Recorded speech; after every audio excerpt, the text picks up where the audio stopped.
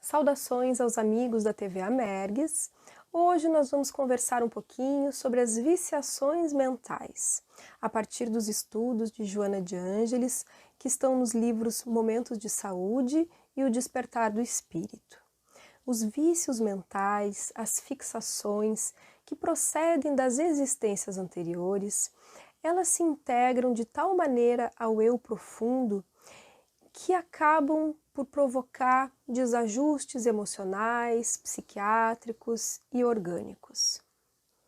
O psiquismo inicial, ele é um gerador de energias, é um co-criador constante, de maneira que o pensamento é responsável pelas atitudes, expressando a realidade espiritual de cada um de nós. Mas a partir do momento em que nos predispomos a renovar, nós iniciamos um processo que vai culminar na paz de espírito e na plenitude. A gente sabe que durante a nossa existência física, nós enfrentamos diversas provas, expiações, que são decorrentes do nosso passado espiritual. Se tivéssemos agido diferente, outras situações se apresentariam para que nós enfrentássemos. Então, nascermos num lar difícil, com pessoas agressivas, pessoas hostis, ou em situações socioeconômicas desfavoráveis, nós sabemos, através da doutrina espírita, que nós somos herdeiros de nós mesmos. Então, nós, por afinidade vibratória, pelas nossas necessidades evolutivas, somos atraídos aos fatores psicossociais, ao contexto familiar, que nós necessitamos para crescer espiritualmente, para compreender, para desenvolver a empatia, para nos colocarmos no lugar do outro, aquele outro que outrora eu prejudiquei em outra encarnação, e aí nessa encarnação eu venho ocupar aquele mesmo lugar para que eu possa compreender em profundidade e numa próxima situação desenvolver um amor perante o meu próximo, o meu semelhante. Então são todas oportunidades de experiências que vão se nos apresentando, né? Por isso que a Joana de Ângeles diz que ficarmos apoiados numa autocompaixão diante de um insucesso, de uma dificuldade, é a expressão, de uma certa forma, de um conformismo. E um conformismo muitas vezes masoquista, no sentido de que a pessoa se acomoda a situações difíceis. Então a gente vê que, por um lado, o Espiritismo nos orienta a nós nos resignarmos, a podermos compreender a necessidade da evolução, mas sem o conformismo, porque é importante que nós busquemos a saída, busquemos a superação de uma doença, busquemos a melhoria na nossa condição de vida, mas com aquela aceitação dos limites que vão ser apresentados a nós pela vida. Então é uma aceitação com base na coragem de lutar, no trabalho, no desenvolvimento das potencialidades íntimas. O ressentimento, o medo, a queixa, a reclamação do passado, nos deixam ainda mais fixados nesse passado, inconscientemente, muitas vezes nos apoiando nesse passado para não lutar pela restauração da paz.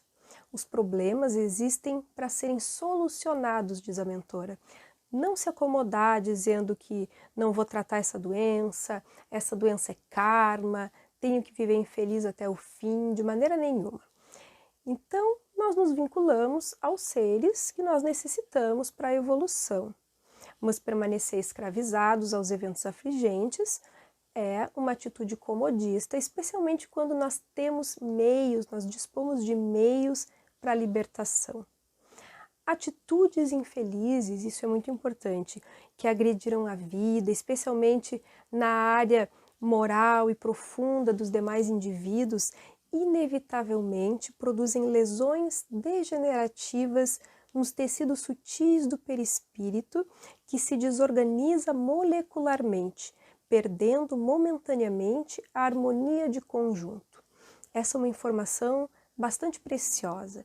A partir do momento que nós prejudicamos o outro ser humano, um semelhante nosso, especialmente se for na instância moral, numa questão do eu mais profundo, nós provocamos uma desorganização molecular do nosso perispírito, uma desorganização em nós mesmos, que vai fazer com que o nosso inconsciente, que tem uma instância moral, conforme diz o psiquiatra suíço Carl Gustav Jung, na sua obra brilhante, ele vai fazer um estudo profundo com relação a isso, nós temos uma instância moral que começa a nos trazer a cobrança, através das neuroses variadas ou inclusive de expressões psicossomáticas.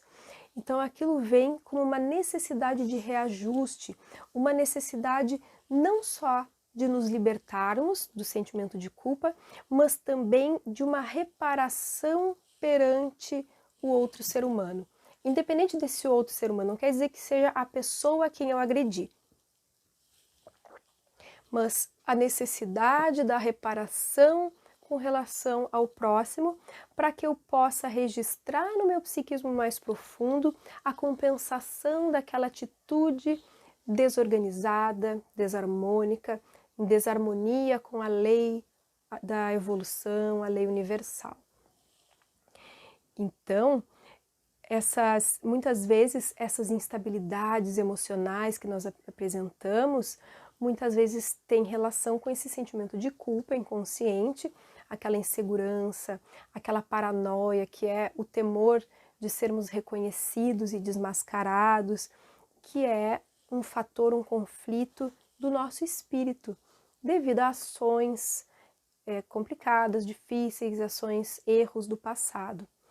A gente sabe que cada indivíduo é portador da herança dos próprios atos e que nós vamos construindo o nosso patrimônio evolutivo. Se nós erramos, recomeçamos a experiência. Se acertamos, incorporamos essa experiência ao patrimônio já conquistado. Enquanto não fizermos a reparação, conforme vínhamos dizendo, o inconsciente vai impondo esse mecanismo punitivo. Mas a Joana de Ângeles vai nos esclarecer que o sofrimento não é o único recurso reequilibrante, como muitas vezes nós pensamos. Justamente a correta emissão dos pensamentos saudáveis em favor de si mesmo, o benefício de qualquer natureza aos demais seres, tudo isso vai fazendo esse registro saudável no nosso psiquismo e vai limpando, vamos dizer assim, as engrenagens sutis do nosso psiquismo. Essa conduta autoterapêutica produz a reabilitação moral do ser equivocado. Enquanto não sanada, a dívida moral, a distonia, permanece cobrando esse equilíbrio emocional.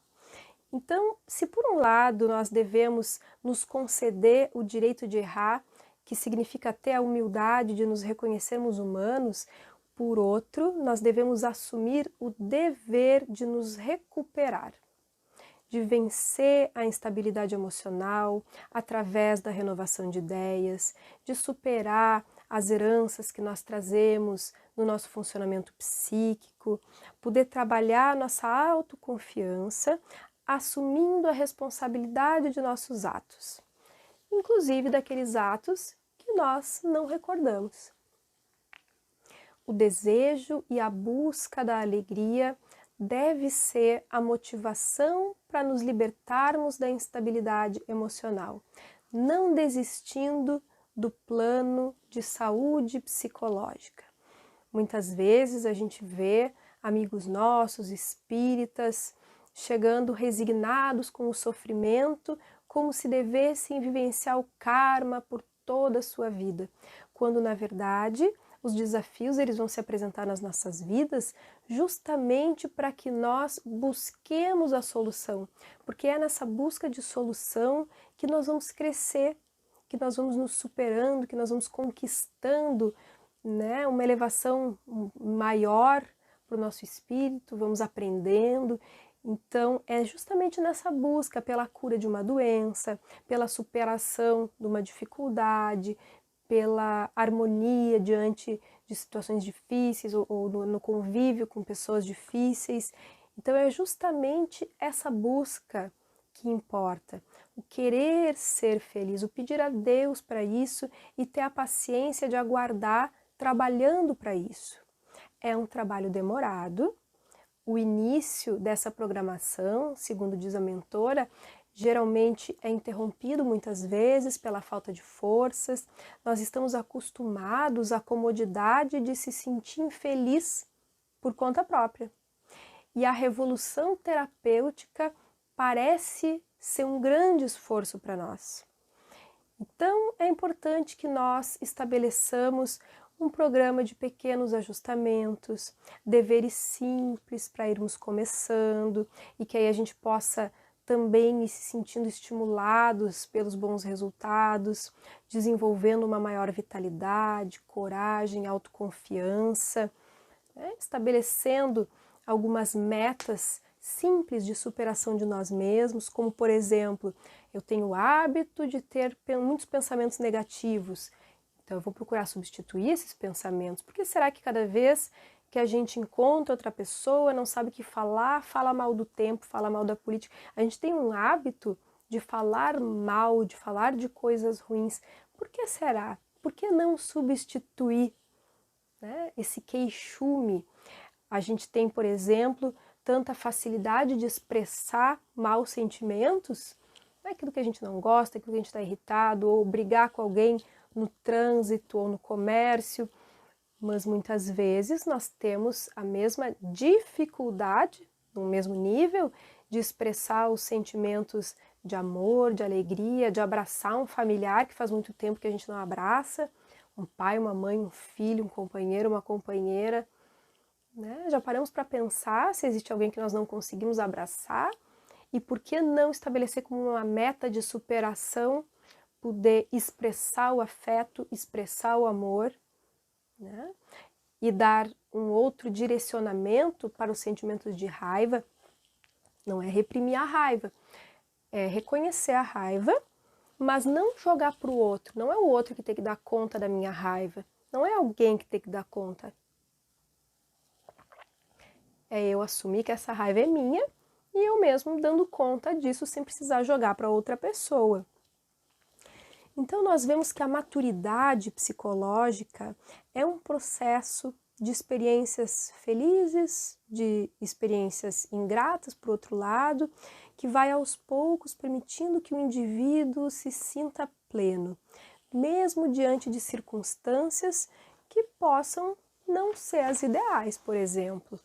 A Joana de Ângeles vai dizer assim: o ser maduro confia e trabalha para alcançar as metas que estabelece como necessárias para o seu bem-estar. Investe num momento, confiando nos resultados posteriores. Sabe que todo empreendimento exige tempo e oportunidade. Emocionalmente estável, não se exalta ante o sucesso nem se deprime diante do fracasso, que converte em lição de sabedoria para futuros comedimentos. Então, a gente vê que vai havendo um maior equilíbrio, né? Liberar, portanto, o inconsciente da culpa mediante uma nova compreensão da existência humana, pautada no autorrespeito e na consideração por todas as coisas, é a terapia mais imediata e que se encontra ao alcance de quem realmente deseja estabilidade emocional e felicidade. Então nós vemos que nós temos ferramentas psicoterapêuticas ao nosso dispor para trabalharmos as dificuldades, para superarmos a nós mesmos.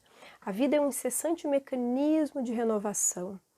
A mudança é um fenômeno natural do processo renovador.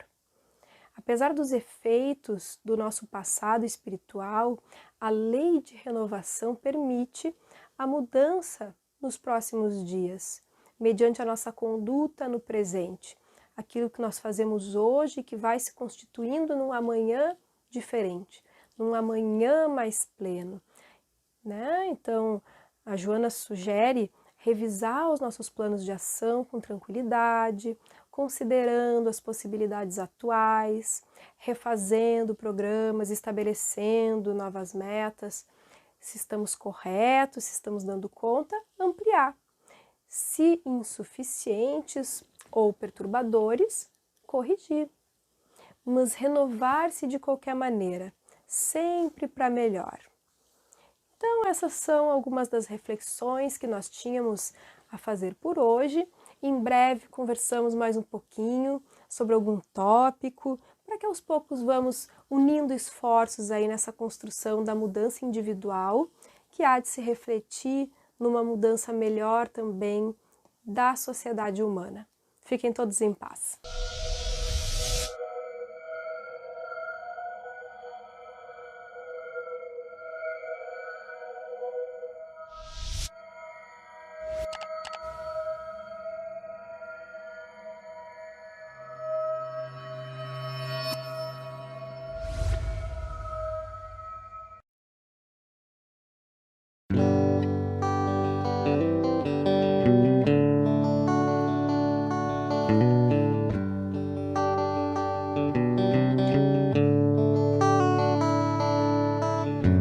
És tão sublime figura, de suas mãos brotam raios de luz. Trazes Maria o nome da mãe de Jesus. Oh, alma de luz, perfume de flor, na sua bênção gesto de amor. Maria, modesto teu nome, é bálsamo que alivia a dor. Proteja Maria o teu povo, que pede teu passe de luz. Que o Mestre vos pague, Maria, o mesmo amor que dos teus olhos reluz. Proteja Maria o teu povo, que pede teu passe de luz. Que o Mestre vos pague.